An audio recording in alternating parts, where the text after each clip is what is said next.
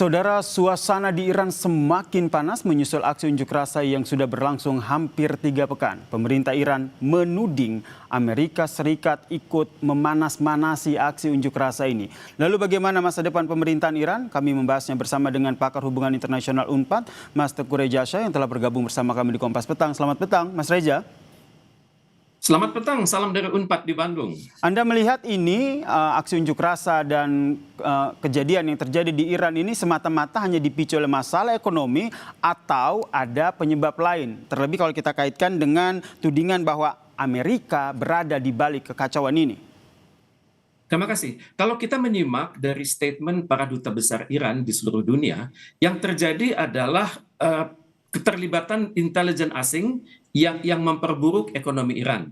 Dan untuk itu pemerintah Iran melakukan berbagai tindakan untuk mengamankan ya, misalnya melakukan penangkapan. Dan saat ini kalau kita melihat berapa orang yang sudah meninggal, itu kita berhadapan dengan informasi yang simpang siur. Tapi pada saat ini kita melihat bahwa pemerintah Iran sudah memutuskan aliran telepon dan internet. Dan memang keadaan memburuk karena diprotes oleh sekitar 85 juta warganya. Dan kita perhatikan kelompok-kelompok oposan sudah menggunakan Starlink dan jaringan-jaringan pribadi seperti telepon satelit. Yang menariknya adalah perbedaan dalam jumlah kematian ya.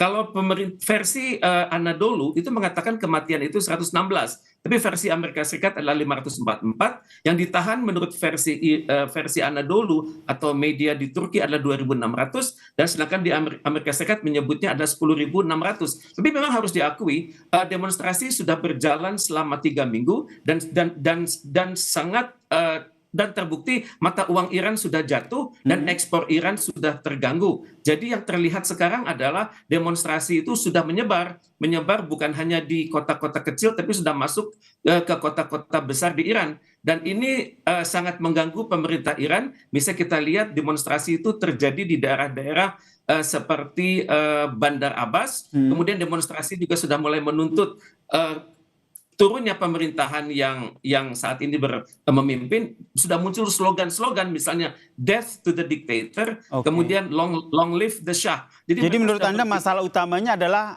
ekonomi yang semakin terpuruk ya. Ditambah lagi nih tadi menarik Anda sampaikan bahwa ada pengaruh dari intelijen asing di sini. Asing yang dimaksudkan di sini siapa? Kalau kita melihat dari sumber-sumber Iran, intel asing itu adalah Amerika Serikat, kemudian yang kedua adalah Israel, dan yang ketiga adalah kelompok-kelompok oposisi di Iran, antara lain yang bernama National Council of Resistance of Iran yang markasnya di Paris dan Albania. Dan kalau kita merujuk pada sumber-sumber Iran, memang kemampuan pemberontakan dalam negeri itu tinggi, karena diperhatikan pada saat perang 12 hari melawan Israel itu kelihatan bahwa ada aksi-aksi pembangkangan di dalam negeri dan juga aksi-aksi penghancuran di dalam negeri Iran sendiri.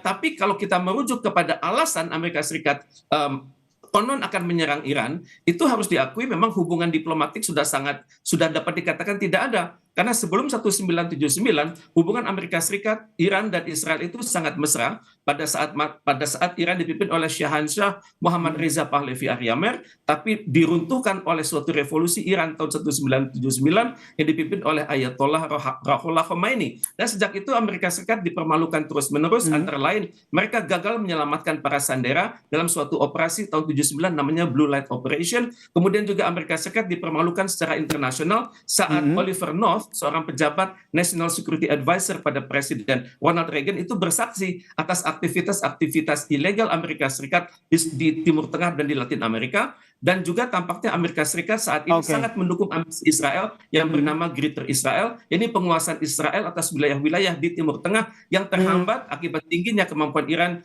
di sektor pertahanan dan keamanan. Dan ini berarti kita nantikan seperti apa konstelasi kerusuhan yang ada terjadi di sana ya, seperti apa kelanjutannya. Terima kasih Teguh Rejasa, pengamat hubungan internasional UNPAD, telah berbagi perspektifnya tentang peristiwa ini ataupun topik ini di Kompas Petang. Salam sehat.